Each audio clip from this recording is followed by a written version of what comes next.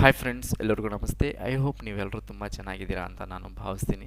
ಬನ್ನಿ ಇವತ್ತಿನ ಈ ಸೆಷನ್ನ ಸ್ಟಾರ್ಟ್ ಮಾಡೋಣ. ಇವತ್ತಿನ ಈ ಸೆಷನ್ನಲ್ಲಿ ತುಂಬ ಇಂಪಾರ್ಟೆಂಟ್ ಆಗಿರ್ತಕ್ಕಂಥದ್ದು ಏನಪ್ಪ ಅಂದರೆ ಕರೆಂಟ್ ಅಫೈರ್ಸ್ನ ಯಾವ ರೀತಿ ಓದಬೇಕು. ಸಾಕಷ್ಟು ಜನ ಅಭ್ಯರ್ಥಿಗಳು ಕರೆಂಟ್ ಅಫೈರ್ಸ್ ಒಂದು ಪ್ರಿಪೇರ್ ಆಗಿಬಿಟ್ರೆ ಸಾಕು, ನಮ್ಮ ಎಕ್ಸಾಮ್ ಕ್ಲಿಯರ್ ಮಾಡಿಬಿಡ್ಬಹುದು ಅನ್ನೋ ಮೈಂಡ್ ಸೆಟ್ಟಲ್ಲಿ ಇರ್ತಾರೆ. ಇದು ಎಷ್ಟರ ಮಟ್ಟಿಗೆ ನಿಜಾನಪ್ಪ?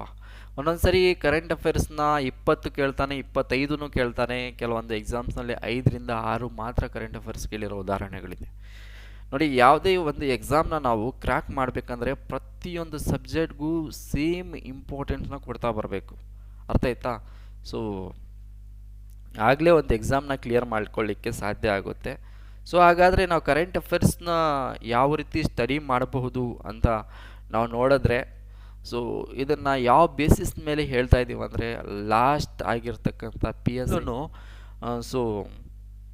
ಕರೆಂಟ್ ಅಫೇರ್ಸು ಯಾವ ಬೇಸಿಸ್ ಮೇಲೆ ಕೇಳಿದ್ದಾರೆ ಅಂತಕ್ಕಂಥದ್ದು ಎಲ್ಲದನ್ನು ಅನಲೈಸ್ ಮಾಡಿಬಿಟ್ಟು, ಇನ್ನು ಅಪ್ಕಮಿಂಗ್ ಡೇಸ್ನಲ್ಲಿ ಬರ್ತಕ್ಕಂಥ PC PSA ಎಕ್ಸಾಮ್ಸ್ಗೆ ಕರೆಂಟ್ ಅಫೇರ್ಸ್ ಈ ರೀತಿ ಬರಬಹುದು ಅಂತಕ್ಕಂಥ ಒಂದು ಐಡಿಯಾ ಇದೆ. ಐಡಿಯಾ ಮೇಲೆ ನಾನು ನಿಮಗೆ ಹೇಳ್ತೀನಿ. ಇದನ್ನು ಫಾಲೋ ಅಪ್ ಮಾಡಿದ್ರೆ ನಿಮ್ಮ ಸಮಯನೂ ಮಿಕ್ಕುತ್ತೆ, ನಿಮ್ಮ ಸಿಲೆಬಸ್ಸು ಕವರ್ ಆಗುತ್ತೆ.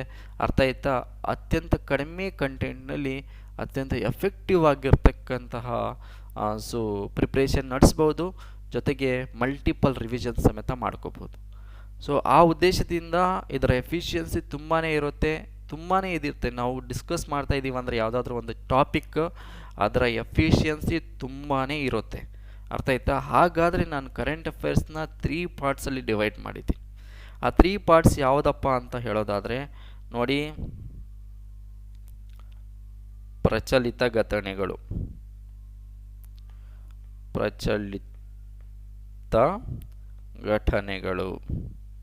ಓಕೆ, ಇದನ್ನು 3 ರೀತಿಯಲ್ಲಿ ನಾವು ಡಿವೈಡ್ ಮಾಡಿದ್ದೀವಿ. ಯಾವಪ್ಪ ಅದು ಅಂದರೆ, ನೋಡಿ ಸಿಂಪಲಾಗಿ ಹೇಳ್ತೀನಿ.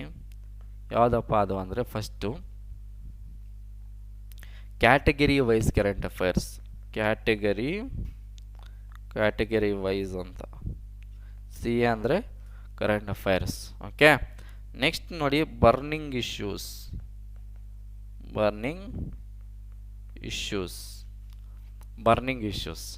Next Karnataka current affairs.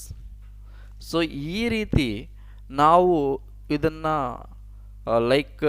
Divide ಮಾಡಿದ್ದೀವಿ. ನಮ್ಮ ಎಂಟೈರ್ ಕರೆಂಟ್ ಅಫೈರ್ಸ್ ಸಿಲೆಬಸ್ ಇದೆಯಲ್ಲ, ಇದನ್ನು ಈ ರೀತಿ ಡಿವೈಡ್ ಮಾಡಿದ್ದೀವಿ. ಹಾಗಾದರೆ ಇವಾಗ ಕರೆಂಟ್ ಅಫೈರ್ಸ್ನಲ್ಲಿ ಕ್ಯಾಟಗರಿ ವೈಸ್ ಸೆಕ್ಷನ್ ಇದೆ. ಕ್ಯಾಟಗರಿ ವೈಸ್ನಲ್ಲಿ ಯಾವ್ಯಾವ ಕ್ಯಾಟಗರೀಸ್ ಬರುತ್ತೆ ಅಂತ ಒಂದು ಕಣ್ಣು ಹಾಕೋಣ. ಇಲ್ಲಿ CW ಅಂತ ಬರೀತೀನಿ, category wise current affairs. Okay, category wise current ಅಫೈರ್ಸ್ನಲ್ಲಿ ಏನೇನಪ್ಪ ಬರುತ್ತೆ ಅಂತ ನೋಡೋದಾದರೆ, ಕ್ಯಾಟಗರಿ ವೈಸ್ ಕರೆಂಟ್ ಅಫೇರ್ಸ್ನಲ್ಲಿ ಫಸ್ಟ್ ಬರೋದು ಸ್ಪೋರ್ಟ್ಸ್ ಬರುತ್ತೆ, ಕ್ಯಾಟಗರಿ ನಂಬರ್ 1 ಸ್ಪೋರ್ಟ್ಸ್. ನೆಕ್ಸ್ಟ್ ಏನಪ್ಪ ಅಂದರೆ ಸೈನ್ಸ್ ಆ್ಯಂಡ್ ಟೆಕ್ ಬರುತ್ತೆ, ಸೈನ್ಸ್ ಆ್ಯಂಡ್ ಟೆಕ್ ಅಂತಕ್ಕಂಥದ್ದು ಬರುತ್ತೆ. ನೆಕ್ಸ್ಟ್ ಏನಪ್ಪ ಬರುತ್ತೆ ಅಂದರೆ ಗೌರ್ಮೆಂಟ್ ಸ್ಕೀಮ್ಸ್ ಬರುತ್ತೆ. ನೆಕ್ಸ್ಟ್ ಏನು ಬರುತ್ತೆ, ಫೋರ್ತ್ ಏನು ಬರುತ್ತೆ ಅಂದರೆ ಎಕನಾಮಿಕ್ ಸಂಬಂಧಪಟ್ಟಿದ್ದು, ಎಕನಾಮಿಗೆ ಲೈಕ್ ಬ್ಯಾಂಕ್ಸ್ ಆಯಿತು ಅವೆಲ್ಲ.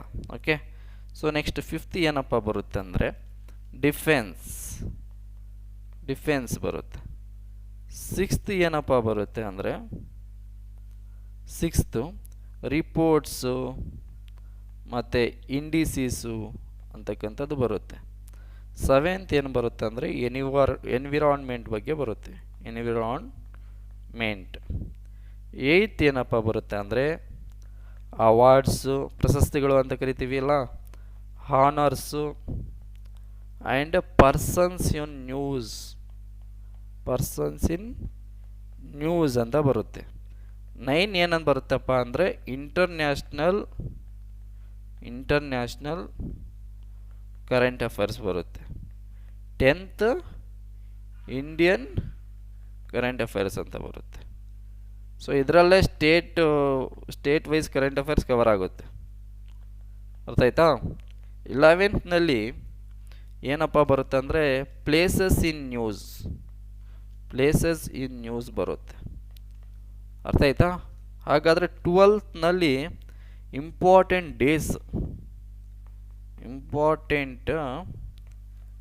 ಡೇಸ್ ಆ್ಯಂಡ್ ಥೀಮ್ಸ್ ಬರುತ್ತೆ.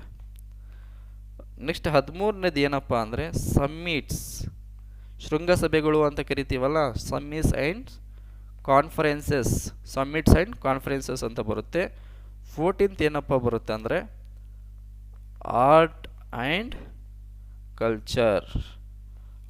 ಕಲ್ಚರ್ ಸಂಬಂಧಪಟ್ಟಂತಹ ಕರೆಂಟ್ ಅಫೇರ್ಸ್ ಬರುತ್ತೆ. ಇನ್ನೊಂದು ಸರಿ ನೋಡ್ಬಿಡೋಣ.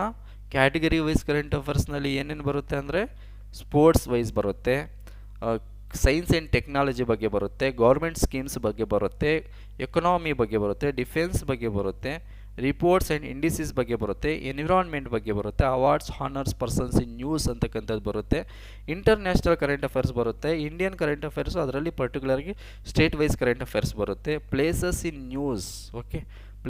ನ್ಯೂಸ್ ಕರೆಂಟ್ ಅಫೇರ್ಸು ಬರುತ್ತೆ. Next important days and themes ಅಂತಕ್ಕಂಥದ್ದು ಬರುತ್ತೆ. ನೆಕ್ಸ್ಟ್ ನೋಡಿ summits and conferences, art and culture. ಹಾಗಾದರೆ ಏನಪ್ಪ ಇದು ಕನ್ನಡದ ಇಂಗ್ಲೀಷಲ್ಲಿ ಬರೆದ್ಬಿಟ್ರು, ಹಾಗಾದರೆ ಹೆಂಗೆ ಅಂದರೆ ಇದು ಕಂಪ್ಲೀಟಾಗಿ ಕನ್ನಡದಲ್ಲೇ ಇರುತ್ತೆ. ಕರೆಂಟ್ ಅಫೇರ್ಸ್ ನಾವು ಡಿಸ್ಕಸ್ ಮಾಡ್ತಕ್ಕಂಥ ಕರೆಂಟ್ ಅಫೇರ್ಸ್ ಕನ್ನಡದಲ್ಲೇ ಇರುತ್ತೆ. ಅರ್ಥ ಆಯ್ತಾ? ಸೊ ಯಾಕೆ ಇಂಗ್ಲೀಷಲ್ಲಿ ಬರ್ತಿದ್ದೀನಿ ಅಂದರೆ ಇದು ಬೇಸಿಕ್ಕು ನಿಮ್ಮೆಲ್ರಿಗೂ ಗೊತ್ತಾಗಿರುತ್ತೆ. ಅರ್ಥ ಆಯ್ತಾ? ಅದಕ್ಕೋಸ್ಕರ ಇದನ್ನು ಇಂಗ್ಲೀಷಲ್ಲಿ ಬರ್ತಿದ್ದೀನಿ.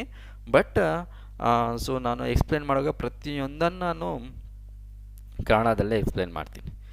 ಮತ್ತು ನೋಡಿ ಇದರ ವೇಟೇಜ್ ನೋಡಬೇಕಾದ್ರೆ ಲಾಸ್ಟ್ PSI 545ನಲ್ಲಿ ಈ ಕ್ಯಾಟಗರೀಸಿಂದನೇ ಮ್ಯಾಕ್ಸಿಮಮ್ 95% ಕರೆಂಟ್ ಅಫೇರ್ಸ್ನ ಕೊಟ್ಬಿಟ್ಟಿದ್ದ. ಅರ್ಥ ಆಯ್ತಾ? ಕ್ಯಾಟಗರಿ ವೈಸ್ ಕರೆಂಟ್ ಅಫೇರ್ಸು ತುಂಬಾ important. So out of 21 questions 21 questions current ಅಫೇರ್ಸ್ದು ಬಂದಿತ್ತು. ಅದರಲ್ಲಿ 17ರಿಂದ 18 ಕ್ವಶನ್ಸ್ ಇಲ್ಲಿಂದಾನೇ ಬಂದಿತ್ತು ಈ ಕ್ಯಾಟಗರಿ ವೈಸ್. ಓಕೆ, ಸೊ ಅದನ್ನು ನಾವು ಪಕ್ಕಾ ಪ್ರಿಪೇರ್ ಆಗಬೇಕು. ನೆಕ್ಸ್ಟ್ ಬರ್ನಿಂಗ್ ಇಶ್ಯೂಸ್ ಮೇಲೂ ಕ್ವಶನ್ಸ್ ಕೇಳ್ತಾನೆ, ಕರ್ನಾಟಕ ಕರೆಂಟ್ ಅಫೇರ್ಸ್ ಮೇಲೂ ಕೇಳ್ತಾನೆ. ಎಲ್ಲದಕ್ಕಿಂತ ಫಸ್ಟ್ ಪ್ರಿಫರೆನ್ಸ್ ನಾವು ಯಾವುದಕ್ಕೆ ಕೊಡಬೇಕು? ಕ್ಯಾಟಗರಿ ವೈಸ್ಗೆ ಕೊಡಬೇಕು. ಅರ್ಥ ಆಯ್ತಾ? ಸೊ ಅದಕ್ಕೋಸ್ಕರ ಈ ರೀತಿ ಕ್ಯಾಟಗರೀಸ್ನ ಮಾಡಿಕೊಂಡು ನಾವು ವೀಕ್ಲಿ ಒನ್ಸು ಅಥವಾ ಟ್ವೈಸು ಒಂದೊಂದು ಕ್ಯಾಟಗರಿನ ಕವರ್ ಮಾಡ್ತೀವಿ. ವೀಕ್ಲಿ ವಾರಕ್ಕೆ 2 ಕ್ಯಾಟಗರೀಸ್. ಹಾಗಾದರೆ ಈ ಕ್ಯಾಟಗರೀಸ್ ಎಲ್ಲಿಂದ ಎಲ್ಲಿಗೆ ಕವರ್ ಮಾಡ್ತೀರಾ ನೀವು ಅಂತ ಹೇಳಿದ್ರೆ ಲಾಸ್ಟ್ 1 ಇಯರ್ದು ಕವರ್ ಮಾಡ್ತೀವಿ. 1 ಇಯರ್ದಂದರೆ ಅಂತ ಹೇಳಿದ್ರೆ 1 ಇಯರ್. ಅರ್ಥ ಆಯ್ತಾ? ಸೊ ಹಾಗಾದರೆ 1 ಇಯರ್ ಅಂದರೆ ಜನವರಿ 2022ರಿಂದ ಎಕ್ಸಾಮು 15 ದಿನ ಇದೆ ಅನ್ನೋವರೆಗೂ ಇದನ್ನು ಕವರ್ ಮಾಡ್ತೀವಿ. ಅರ್ಥ ಆಯ್ತಾ? ಎಕ್ಸಾಮ್ ಇನ್ನೇನು 15 ದಿನ ಇದೆ ಅನ್ನೋವರೆಗೂ ಇದನ್ನು ಕವರ್ ಮಾಡ್ತೀವಿ. ಸೊ ಅದಕ್ಕೋಸ್ಕರ ಮ್ಯಾಕ್ಸಿಮಮ್ ಇಲ್ಲೇ ಕ್ವಶನ್ಸ್ ಕವರ್ ಆಗುವ ಸಾಧ್ಯತೆಗಳು ತುಂಬ ಇದೆ. ನೋಡಿ, ಕಾಂಪಿಟೇಟಿವ್ ಎಕ್ಸಾಮ್ಗೆ ಒಬ್ಬ ಅಭ್ಯರ್ಥಿ ಓದ್ತಾ ಇದ್ದಾನೆ ಅಂದರೆ ಅವನು ತುಂಬ ಸೀರಿಯಸ್ ಆಗಿಯೂ ಓದ್ತಾ ಇರ್ತಾನೆ. ಅವನಿಗೆ ಮೋಟಿವೇಶನ್ಗಿಂತನೂ ಅವನಿಗೆ ಏನು ಬೇಕಪ್ಪ ಅಂದರೆ ಸೊ ಎಫೆಕ್ಟಿವ್ ಆಗಿರ್ತಕ್ಕಂಥ ರಿಸೋರ್ಸ್ ಮೆಟೀರಿಯಲ್ ಬೇಕು. ಮೆಟೀರಿಯಲ್ ಸಿಕ್ಕಿದ್ರೆ ಅದನ್ನು ಓದ್ಕೊಂಡು ಪಾಸ್ ಆಗ್ತಾನೆ.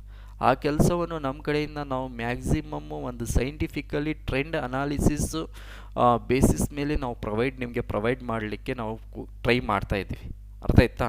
ಯಾವುದೋ ಹಳೆ ಬುಕ್ ಹಿಡ್ಕೊಂಡು ಕೂತ್ಕೊಂಡು ಓದಿ, ಮ್ಯಾಗ್ಝಿನ್ಸ್ ಓದಿ, ಅದು ನಿಮಗೆ ಬಿಟ್ಟಿದ್ದು. ಮ್ಯಾಗ್ಝಿನ್ಸ್ ಓದಬೇಕಾದ್ರೆ ಓದಿ, ಬಟ್ ಎಲ್ಲದಕ್ಕಿಂತ ಮೊದಲ ಆದ್ಯತೆ ಕರ್ನಾಟಕ ಕರೆಂಟ್ ಅಫೇರ್ಸ್ಗೆ ಮ್ಯಾಗ್ಝಿನ್ಸ್ ಓದಿ. ಓಕೆ, ಯಾರು ಬೇಡ ಅಂತಾರೆ? ಕರ್ನಾಟಕ ಕರೆಂಟ್ ಅಫೇರ್ಸ್ಗೆ ಮ್ಯಾಗ್ಝಿನ್ಸ್ ಓದಿ. ಸೊ ಬರ್ನಿಂಗ್ ಇಶ್ಯೂಸ್ನ ತಗೊಳ್ಳಿ. ಬರ್ನಿಂಗ್ ಇಶ್ಯೂಸ್ ಎಲ್ಲಿಂದ ತೊಗೊತೀರಾ? UPSCಯಿಂದ ತೊಗೋಬೇಕಾಗುತ್ತೆ. ಅರ್ಥ ಆಯ್ತಾ? UPSCಯಿಂದ ತೊಗೋಬೇಕು. ಇದೆಲ್ಲ ನಾವು ಮಾಡಿಕೊಡ್ತೀವಿ ನಿಮಗೆ. ಅರ್ಥ ಆಯ್ತಾ? No need to worry. So ನಾವು ಆದಷ್ಟು ಬೇಗ ಇದನ್ನೆಲ್ಲ ಮಾಡಿಕೊಡ್ತೀವಿ.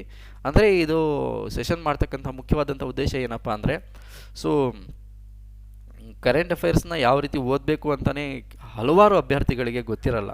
ಸೊ ಅದಕ್ಕೋಸ್ಕರ ಈ ಸೆಷನ್ ಮಾಡ್ತಾಯಿದ್ದೀವಿ. ಸೊ ಈ ರೀತಿ ಎಲ್ಲ ಓದಿ ಪಕ್ಕಾ ಇದ್ರ ಮೇಲೆ ಕ್ವಶನ್ಸ್ ಬಂದೇ ಬರುತ್ತೆ. ಯಾವ ಬೇಸಿಸ್ ಮೇಲೆ ಹೇಳ್ತಾ ಇದ್ದೀನಿ ಅಂದರೆ ಸೊ ಆಲ್ರೆಡಿ ಓಲ್ಡ್ ಕ್ವಶನ್ ಪೇಪರ್ಸ್ನಲ್ಲಿ ಎಲ್ಲನೂ ಇದೇ ರೀತಿ ಕ್ವಶನ್ಸ್ ಫ್ರೇಮ್ ಆಗಿರೋದು. ಅರ್ಥ ಆಯ್ತಾ? ಸೊ ಅದಕ್ಕೋಸ್ಕರ ನಾನು ನಿಮಗೆ ಮತ್ತೆ ಒತ್ತಿ ಹೇಳ್ತಾ ಇದ್ದೀನಿ. ಸೊ ಒಬ್ಬರು ಮಾಡಿರ್ತಕ್ಕಂಥ ತಪ್ಪಿಂದ ನಾವು ತಿದ್ಕೋಬೇಕು, ಅರ್ಥ ಆಯ್ತಾ? ಇದು ಯಾಕಂದರೆ 545 ಎಕ್ಸಾಮ್ ಬರೀಕ್ಕೆ ಹೋದಾಗ ನಾನು ಸೊ ಈ ರೀತಿ ಕರೆಂಟ್ ಅಫೇರ್ಸ್ನ ನಾನು ಪ್ರಿಪೇರ್ ಆಗಿರಲಿಲ್ಲ. ನನ್ನ ಪ್ಲ್ಯಾನ್ ಕರೆಕ್ಟ್ ಇತ್ತು. ಅಂದರೆ ಸೊ ಈ ರೀತಿ 14 ಟಾಪಿಕ್ಸ್ನ ಹಾಕ್ಕೊಂಡು 14 ಕ್ಯಾಟಗರೀಸ್ ಮಾಡ್ಕೊಂಡು ಹೋಗಿರಲಿಲ್ಲ. ಜಸ್ಟ್ ಒಂದು 7ರಿಂದ 8 ಕ್ಯಾಟಗರೀಸ್ ಮಾಡ್ಕೊಂಡಿದ್ದೆ. ಅದರಲ್ಲೇ ಕ್ವಶನ್ಸ್ ಬಂದಿತ್ತು. 7ರಿಂದ 8 ಕ್ಯಾಟಗರೀಸಲ್ಲಿ 5ರಿಂದ 6 ಕ್ವಶನ್ಸ್ ಬಂದಿತ್ತು. ಅಂದರೆ ಎಫಿಷಿಯನ್ಸಿ ಎಷ್ಟಿತ್ತು ಅಂತ ನೀವು ಲೆಕ್ಕ ಹಾಕ್ಕೊಳ್ಳಿ, ಅರ್ಥ ಆಯ್ತಾ? ವರ್ಷಾನುಗಟ್ಲೆಯಿಂದ ಕೂತ್ಕೊಂಡು ಓದೋದು ಇಂಪಾರ್ಟೆಂಟ್ ಅಲ್ಲ.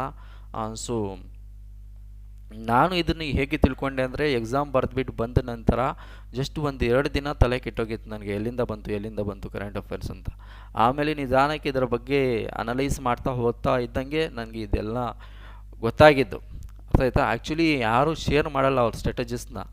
ನಾನು ಪ್ರತಿಯೊಂದು ನಿಮ್ಮ ಮುಂದೆ ಇಡ್ತಾ ಇದ್ದೀನಿ, ಯಾಕಂದರೆ ಎಲ್ಲರೂ ಬೆಳಿಬೇಕು, ಅದೇ ನನ್ನ ಉದ್ದೇಶ, ಅರ್ಥ ಆಯ್ತಾ? ಸೊ ಈ ರೀತಿ ನೀವು ಫಾಲೋ ಅಪ್ ಮಾಡಿ. ಇದನ್ನು ಫಾಲೋ ಮಾಡೋಕ್ಕೆ ಮುಂಚೆ ಬೇಕಿದ್ದರೆ ನಿಮ್ಮ ಟೀಚರ್ಸ್ನ ಕೇಳಿ, ಈ ರೀತಿ ಫಾಲೋ ಮಾಡ್ಬೋದಾ ಅಂತ. ಇಲ್ಲಾಂದರೆ ನೀವು ಆಲ್ರೆಡಿ ಈ ಫೀಲ್ಡಲ್ಲಿ ಸಕ್ಸಸ್ ಆಗಿರೋರನ್ನ ಕೇಳಿ. ಸೊ ಆಲ್ರೆಡಿ PSIಗಳು PECಗಳು ಯಾರೆಲ್ಲ ಆಗಿ ವರ್ಕ್ ಮಾಡ್ತಿದ್ದಾರಲ್ಲ ಅವ್ರನ್ನ ಕೇಳಿ.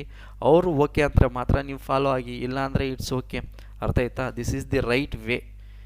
ಇಷ್ಟು ಓಪನ್ ಆಗಿ ನಿಮ್ಗೆ ಯಾರು ಹೇಳಲ್ಲ ಫ್ರೆಂಡ್ಸ್, ಅರ್ಥ ಆಯ್ತಾ? ನಾನು ಯಾಕೆ ಹೇಳ್ತಾ ಇದ್ದೀನಿ ಅಂದರೆ, ನನ್ನ ಮನಸ್ಸಲ್ಲಿರೋದು ಏನಪ್ಪ ಅಂದರೆ, ನನ್ನ ಜೊತೆ ನೀವೆಲ್ಲರೂ ಸೊ ಕಷ್ಟಪಡ್ತಾ ಇರ್ತೀರ, ನನಗೆ ಗೊತ್ತು. ಆ ಕಷ್ಟಪಟ್ಟಿರೋದಕ್ಕೆ ಒಂದು ವ್ಯಾಲ್ಯೂ ಸಿಗಬೇಕು, ಅರ್ಥ ಆಯ್ತಾ? ಸೊ ಕಷ್ಟ ಕರೆಕ್ಟಾಗಿರ್ತಕ್ಕಂಥ ವೇನಲ್ಲಿ ಪಟ್ಬಿಡಬೇಕು, ಅದೇನೋ ಪಡೋದು, ಅರ್ಥ ಆಯ್ತಾ? ಸುಮ್ಮನೆ ಮರಳಲ್ಲಿ ನೀರು ಹಾಕೋ ಥರ ಇರಬಾರ್ದು ನಮ್ಮ ಕಷ್ಟ, ಅರ್ಥ ಆಯ್ತಾ? ನಮ್ಮ ಎಫರ್ಟ್ಸು. ಅದಕ್ಕೋಸ್ಕರ ನಾನು ನಿಮ್ಗೆ ಹೇಳ್ತಾ ಇದ್ದೀನಿ. ಸೊ ಸ್ಟಿಲ್ ಇದರ ಮೇಲೆ ನಿಮ್ಗೆ ಏನಾದ್ರು ಡೌಟ್ ಇದ್ದರೆ, ನೀವು ಅಥರೈಸ್ಡ್ ಪರ್ಸನ್ಸ್ ಯಾರೆಲ್ಲ ಇವತ್ತು ಯೂನಿಫಾರ್ಮ್ ಹಾಕ್ಕೊಂಡಿದ್ದಾರಲ್ಲ ಅವ್ರನ್ನ ಕೇಳಿನೇ ಬೇಕಾದರೆ ನೀವು ಫಾಲೋ ಅಪ್ ಮಾಡಿ, ನೋ ಪ್ರಾಬ್ಲಮ್, ಅರ್ಥ ಆಯ್ತಾ? ಸೊ ಒಟ್ಟಿನಲ್ಲಿ ನೀವು ಜಾಬ್ ತೊಗೊಳ್ಳೋದು that is very very important for me. So ಇಷ್ಟು current affairs.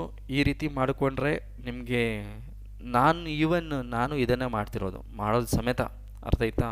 This is very very important. So meet ಆಗೋಣ ನೆಕ್ಸ್ಟ್ ಸೆಷನ್ನಲ್ಲಿ. ಚಾನಲ್ನ ಸಬ್ಸ್ಕ್ರೈಬ್ ಮಾಡ್ಕೊಂಡಿಲ್ಲ ಅನ್ನೋ ಹಾಗಿದ್ರೆ ಚಾನಲ್ನ ಸಬ್ಸ್ಕ್ರೈಬ್ ಮಾಡ್ಕೊಳ್ಳಿ, ನಿಮ್ಮ ಫ್ರೆಂಡ್ಸ್ ಜೊತೆ ಎಲ್ಲರ ಜೊತೆನೂ ಶೇರ್ ಮಾಡಿ, ಅರ್ಥ ಆಯ್ತಾ? ಸೊ ಹಾಗಾದರೆ ಮೀಟ್ ಆಗೋಣ ನೆಕ್ಸ್ಟ್ ಸೆಷನ್ನಲ್ಲಿ.